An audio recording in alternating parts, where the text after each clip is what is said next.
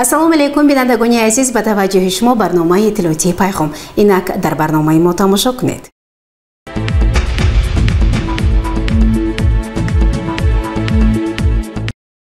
дар толори калони мақомоти иҷроияи маҳаллии ҳокимияти давлатии шаҳри Панҷакент маҷлиси фаъолон вобаста ба ҷамъбасти натиҷаҳои рушди иҷтимоию иқтисодӣ дар нимсолаи аввали соли 2023 ва нақшаи вазифаҳо барои нимсолаи дуюм баргузор гардид. санаи 10 июли соли равон дар маҷлисгоҳи мақомоти иҷроияи маҳаллии ҳокимияти давлатии шаҳри Панҷакент маҷлиси фаъолон оид ба ҷанбасти рушди иқтисодиву иҷтимоии шаҳри Панҷакент дар нимсолаи аввали соли равон ва нақшаи вазифаҳо барои нимсолаи дуюм баргузор гардид. дар оғози маҷлис ба хотири 7 нафар ҳайати роҳбарӣ ва мутахассисону коргарони корхонаи фаръии давлатии обтаъминкунӣ ва канализатсия, исломзода Баҳром, Мустафоев Ризо, Мустафоев Ғайрат, Самадов Ҳамроқул, Самадов Саидҷон, Назиров Ҷамолиддин, Маҳмуҷонов Дилшод ки санаи 13 майи соли равон ҳангоми иҷрои вазифаи хизматӣ ба ҳалокат расиданд, дақиқаи хомӯшӣ эълон гардид. аз рӯи масъалаи асосии рӯзномаи маҷлис ҷанбасти рушди иқтисодиву иҷтимоии шаҳри Панҷакент дар нимсолаи якуми соли равон ва нақшаи вазифаҳо барои нимсолаи дуюм муовини раиси шаҳри Панҷакент Тоҳирзода Санъат маърӯзаи таҳлилӣ намуд. вобаста ба ҷанбасти нимсолаи якум аз тарафи раиси шаҳри Панҷакент Холиқзода Абдухолиқ, муовинони раиси шаҳр, роҳбарони воҳидҳои сохторӣ, корхонаву муассисаҳо ва дигар масъулин мавриди пурсиши ҷиддӣ қарор гирифтанд. раиси шаҳри Панҷакент таваҷҷӯҳи ҳозиринро пеш аз ҳама ба вусъат бахшидани корҳои тарғиботӣ оид ба зуҳуроти номатлуб дар ҷомеа, камбудиҳо дар иҷрои Қонуни Ҷумҳурии Тоҷикистон дар бораи танзими анъана ва ҷашну маросими миллӣ, ба шуғл фаро гирифтани шаҳрвандон, ислоҳи як қатор камбудиҳо дар соҳаҳои фарҳанг, маориф, тандурустӣ, корҳои ободониву созандагӣ ба муносибати 35-солагии истиқлоли давлатии Ҷумҳурии Тоҷикистон, пешгирии бунёди иншооти худсарона ва ғайри лоиҳавӣ дар ду тарафи шоҳроҳи айнии Панҷакент, беҳтар намудани сатҳу сифати хизматрасонӣ дар меҳмонхонаҳо ва дигар масъалаҳои муҳим ҷалб намуда, барои ислоҳи камбудиҳои ҷойдошта роҳбаронро вазифадор кард. дар маҷлиси фаъолон ҳисоботи раисони ҷамоатҳои деҳот шунида шуд. раиси шаҳри Панҷакент Холиқзода Абдухолиқ фаъолияти ҳар як ҷамоати деҳотро вобаста ба корҳои ободониву созандагӣ, иҷрои нақшаи даъвати баҳорӣ ба сафи қувваҳои мусаллаҳи Ҷумҳурии Тоҷикистон, роҳандозии корҳои тарғиботиву ташвиқотӣ ва баландбардоштани сатҳу сифати зиндагии сокинони деҳот таҳлилу баррасӣ намуда, дар назди онҳо супоришҳои мушаххас гузошт.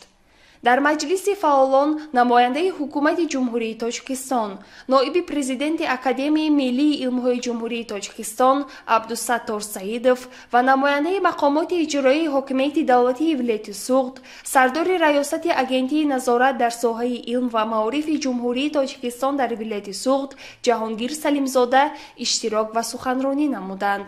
зимни суханронии ҷанбастии хеш раиси шаҳри Панҷакент Холиқзода Абдухолиқ бори дигар ба асосгузори сулҳу ваҳдати миллӣ, пешрои миллат, президенти Ҷумҳурии Тоҷикистон муҳтарам Эмомалӣ Раҳмон ҷиҳати анҷом додани сафари корӣ ба шаҳри Панҷакент, ифтитоҳи коргоҳи мискудозӣ ва дигар иншооти саноати кӯҳӣ дар корхонаи муштараки Зарафшон, ба соҳаи тандурустии шаҳри Панҷакент тӯҳфа намудани 4 адад нақлиёти ёрии таҷлӣ, маҷмӯи таҷҳизоти замонавии ташхису дабобатӣ арзи сипос намуда ба ҳозирин иттилоъ дод ки санаи 8 июл президенти Ҷумҳурии Тоҷикистон пас аз анҷоми сафари корӣ ба вилояти Суғд бо роҳбарияти вилоят ва шаҳру ноҳияҳои он машварати корӣ доир намуда дар самти рушди иқтисодиву иҷтимоии вилоят барои нимсолаи дуюм нақшаю вазифаҳои мушаххасро ба миён гузоштанд ки умед мекунем мардуми Панҷакенти бостонӣ дар татбиқи дастуру супоришҳои пешрои муаззами миллат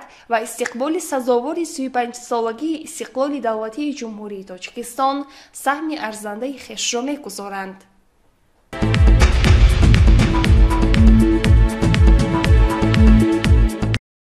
барномаро идома медиҳем. Сафарҳои кории раиси шаҳри Панҷакент дар ҷамоатҳои деҳот идома дорад. гузориши хабарнигорони мо аз шиносои раиси шаҳри Панҷакент Абдухолиқ Холиқзода бо рушди соҳаҳои гуногуни хоҷагиҳои халқ ва баррасии муроҷиатҳои шаҳрвандон дар ҷамоати деҳоти Фароб омода шудааст. мутаваҷҷеҳ бошед. дар доираи сафарҳои корӣ аз ҷамоатҳои деҳоти Панҷакент раиси шаҳр Абдухолиқ Холиқзода аз ҷамоати Баландкӯҳ ва дурдасти Фароб дидан намуд. нахуст раиси шаҳр Абдухолиқ Холиқзода дар дидмонгоҳи сарҳадии Фароб бо ҳайати афсарону сарҳадбонон як мулоқоти судманд анҷом дода ба онҳо ҷиҳати ҳифзи марзу буми ватан арзи сипос намуд ва ҳамзамон таъкид намуд ки имрӯз зиракии сиёсӣ, қудрату тавоноии ҳар як афсару сарбоз барои ҷумҳурии Тоҷикистон хеле муҳим аст. раиси шаҳр Абдухолиқ Холиқзода бо шароитҳои бурдубоши сарбозони дидбонгоҳҳои сарҳадӣ шинос гардида барои таъминоти беҳтар ба онҳо масъулинро вазифадор намуд. дар идомаи сафари корӣ ба ҷамоати деҳоти Фароб раиси шаҳр пеш аз ҳама ба масъалаҳои иҷтимоӣ таваҷҷӯҳ зоҳир намуд. ӯ ба манзили сарбози шаҳид ҳафиз ҳақбердиев ки ҳангоми адои хизмати ҳарбӣ ҳалок гардида буд ташриф оварда ба волидони ин сарбози накуноми ватан барои тарбияи чунин фарзанди меҳанпараст ва ҷасур изҳори сипос намуд ва ҳамзамон таъкид намуд ки дар доираи қонунгузориҳои ҷумҳурии Тоҷикистон хонаводаи ин сарбози шаҳид таҳти ғамхорӣ ва дастгирӣ қарор хоҳад гирифт. дар ҷамоати деҳоти Фароб яке аз бонувони калонсол Оҷон Имомова ки ба баҳори 101-солагӣ расид аз тарафи раиси шаҳр Абдухолиқ Холиқзода мавриди аёдат қарор гирифт. ин бону бо вуҷуди солмандӣ хотираи қавӣ дошт ва дар бораи зиндагиномааш ва саҳмаш барои ободии ватан, пойдории сулҳу субот сухан гуфт ва даст ба дуо бардошт.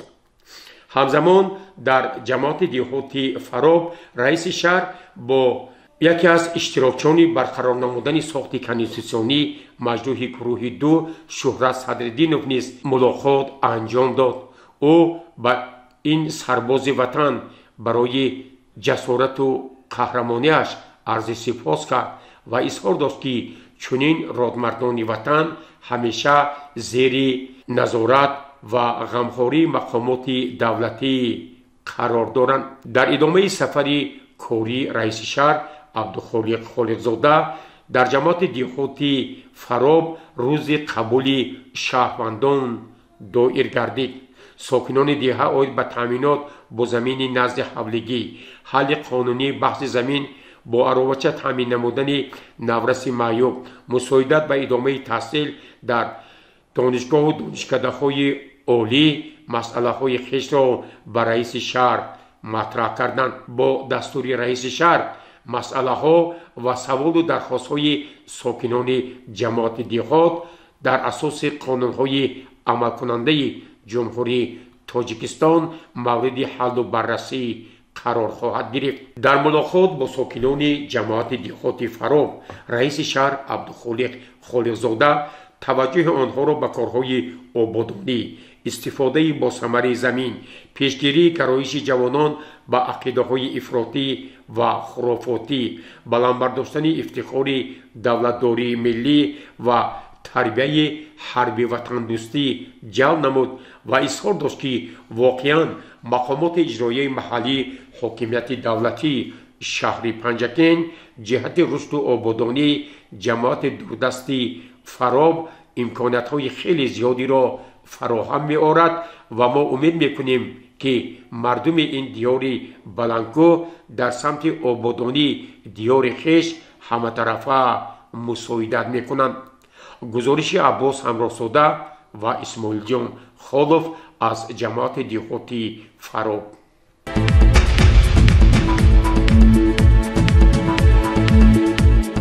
шанбеи ҳафтаи гузашта аз тарафи муовини якуми раиси шаҳри Панҷакент Муҳаммад Содир Сафарзода арзу шикоятҳои шаҳрвандон мавриди омӯзиш ва баррасӣ қарор гирифт. субҳи санаи 8 июли соли равон дар толори мақомоти иҷроияи маҳаллии ҳокимияти давлатии шаҳри Панҷакент рӯзи қабули шаҳрвандон баргузор гардид. рӯзи қабул таҳти роҳбарии муовини якуми раиси шаҳр Муҳаммад Содир Сафарзода ҷараён гирифта. зимни он шаҳрвандон вобаста ба масъалаву муаммоҳои шахсии худ ба таври хаттӣ ва шифоҳӣ ба роҳбарияти шаҳр муроҷиат карданд. муроҷиатҳо ва арзу дархости шаҳрвандон дар асоси талаботи қонунҳои амалкунандаи ҷумҳурии Тоҷикистон мавриди омӯзиш ва таҳлил қарор гирифт. муовини аввали раиси шаҳри Панҷакент Муҳаммад Содир Сафарзода ҳар як муроҷиат ва аризаи шаҳрвандонро таҳлилу баррасӣ карда барои ҳалли онҳо роҳбарони дахлдорро вазифадор кард. маврид ба зикр аст ки дар рӯзи қабули шаҳрвандон аксари шаҳрвандон барои гирифтани қитъаҳои заминӣ назди ҳавлегӣ, беҳтар намудани манзили зист ва масъалаҳои иҷтимоӣ муроҷиат карданд ки барои иҷрои онҳо муҳлатҳои мушаххас муайян карда шуд.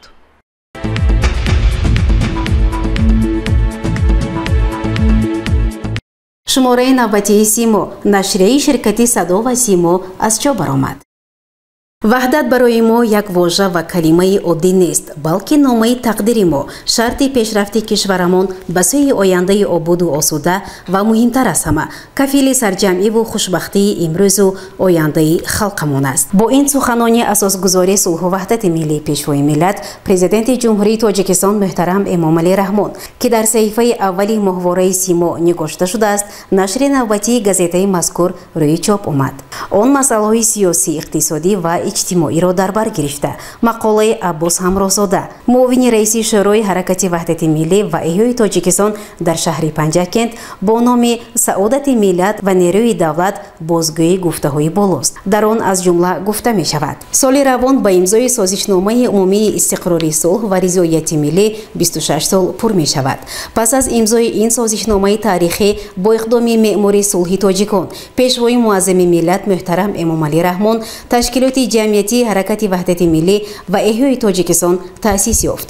ҳамзамон дар вилоятҳо, шаҳру ноҳияҳо ва дар шаҳри Панҷакент давоми 26 сол ташкилоти ҷамъиятии ҳаракати ваҳдати миллӣ ва эҳёи Тоҷикистон фаъолияти гусурдаи хешро идома бахшида, дар таблиғу ташвиқи дастовардҳои ҷумҳурии Тоҷикистон дар даврони соҳибистиқлолӣ рисолати таърихии пешвои муаззами миллат муҳтарам Эмомалӣ Раҳмон дар имзои созишномаи умумии истиқрори сулҳ ва ризояти миллӣ, рушди босуботи соҳаҳои иқтисодиву иҷтимоӣ, эҳёи фарҳанги миллӣ, худшиносии халқи соҳибтамаддуни тоҷик тадбирҳои назаррас амалӣ гардиданд. дар шумораи навбатии моҳвора ҳамзамон дар бораи ҳуқуқи кӯдакон ва ӯҳдадориҳои волидайн ва дигар масъалаҳо мақолаҳои ҷолибу хонданӣ нашр шудааст. бояд ёдрас шуд ки нашрияи мазкур дар вазорати фарҳанги ҷумҳурии Тоҷикистон таҳти рақами 113 номнавис шудааст. нишони шаҳри Панҷакент, хиёбони Рӯдакӣ, маҷмӯи фарҳанги эҷодӣ ба номи Лоиқ Шералӣ. бояд гуфт ки нашрияи Симо дар матбаи Мегапринт бо теъдоди 500 нусха моҳе як маротиба чоп мешавад. маъракаи обуна ба моҳвораи мазкур оғоз гардид ва нафароне ки мехоҳанд ба моҳвораи Симо обуна шаванд метавонанд ба ширкати Садо ва Симо дар шаҳри Панҷакент ба суроғаи шаҳри Панҷакент, Кохи Лоиқ, Ошонаи Сеюм муроҷиат намоянд.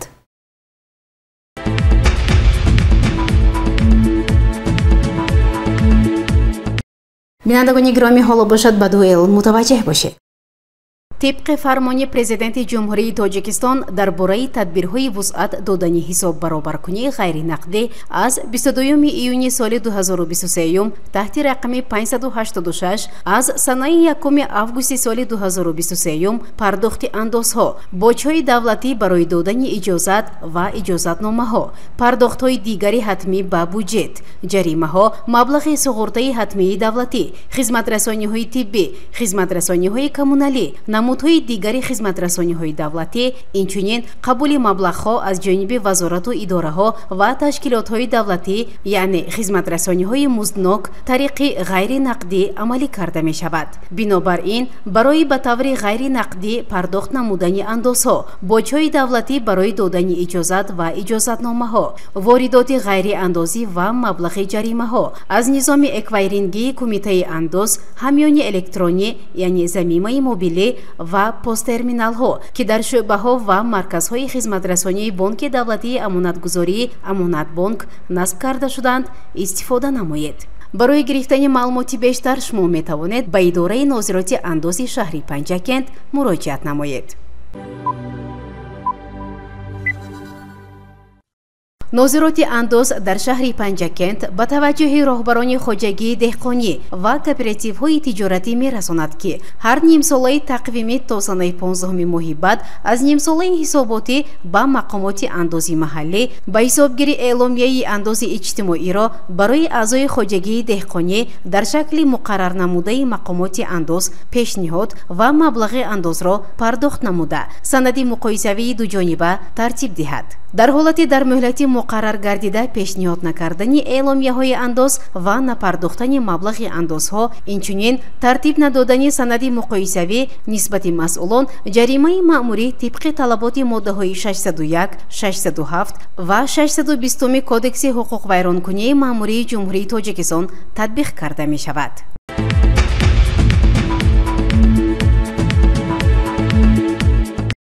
бинандагони гиромӣ, ин навбат таваҷҷӯҳ намоед ба муроҷиатномаи корхонаи фаръии давлатии обтаъминкунӣ ва канализатсияи шаҳри Панҷакент. муҳтарам роҳбарон, соҳибкорон ва сокинони шаҳри босонияи Панҷакент, ба ҳамагон маълум аст, ки солҳои охир дар кишварҳои ҷаҳон масъалаи таъмини оби нӯшокӣ ба мушкилоти глобалӣ табдил ёфтааст. дар ин раванд аз тарафи асосгузори сулҳу ваҳдати миллӣ, пешвои миллат, президенти ҷумҳурии Тоҷикистон муҳтарам Эмомалӣ Раҳмон ташаббусҳои наҷибона ҷиҳати таъмини аҳли сайёра бо оби тоза, пешгирии обшавии пиряхҳо, тағйирёбии иқлим ва татбиқи амалиёти байналмилалии об барои рушди устувор солҳои 2018-2028 бо дастгирии Созмони Милали Муттаҳид ва аксар кишварҳои ҷаҳон амалӣ мешавад. бояд зикр намуд, ки дар фасли гармои тобистон таъмини оби нӯшокӣ барои сокинони шаҳри Панҷакент каме мушкил гардид, ки ин сабабу омилҳои худро дорад, аз ҷумла беҳуда ҷорӣ шудани оби нӯшокӣ дар ҳавлию кӯчаҳо, корхонаҳои алоҳида, обёрии заминҳои назди ҳавлигӣ, бемурват истифода намудани хатҳои обрасонӣ ва бемасъулиятии истифодабарандагони об аз сабабҳои ташвишовар ба шумор меравад. барои ислоҳи мушкилӣ мутахассисону кормандони корхона мунтазам бо раисони кумитаи маҳаллаҳои шаҳр, истифодабарандагони об суҳбату мулоқотҳо гузаронида, онҳоро ба истифодаи сарфакорона ва оқилонаи оби нӯшокӣ даъват намуданд.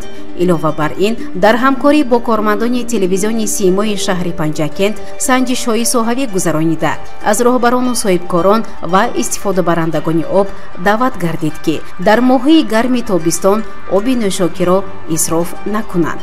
истифодабарандагони об бояд бидонанд, ки бо сабабҳои табиӣ сарчашмаҳои об дар шаҳри Панҷакент барои таъмини аҳолӣ ва хоҷагии халқ, ки нисбат ба солҳои пеш хеле зиёд шудааст, пурра кифоят намекунад. бинобар ин, маъмурияти корхонаи фаръии давлатии обтаъминкунӣ ва канализатсияи шаҳри Панҷакент ба ҳамаи истифодабарандагони об муроҷиат менамояд, ки оби нӯшокиро ҳамчун неъмати бебаҳо ҳифз карда, беҳуда истифода набаранд ва дигаронро ба сарфаи об ҳидоят намоянд. агар дар ҳавлиҳои заминӣ ва муассисаву корхонаҳо обро дуруст ва тибқи талабот истифода баранд, таъмини оби нӯшокӣ ва фишори он барои биноҳои баландошона беҳтар хоҳад шуд.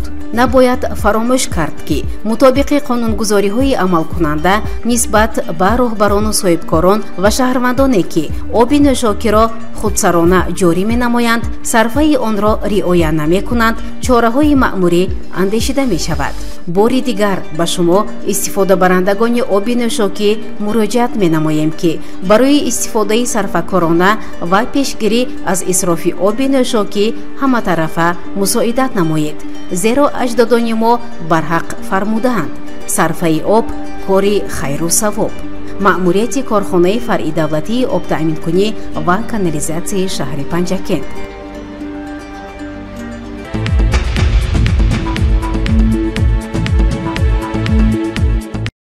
бинандагони азизу арҷманд, дар ҳамин ҷо барномаи иттилоотии пайғом ба поён мерасад. барои ҳар яки шумо саломатиро хоҳонем. хайр.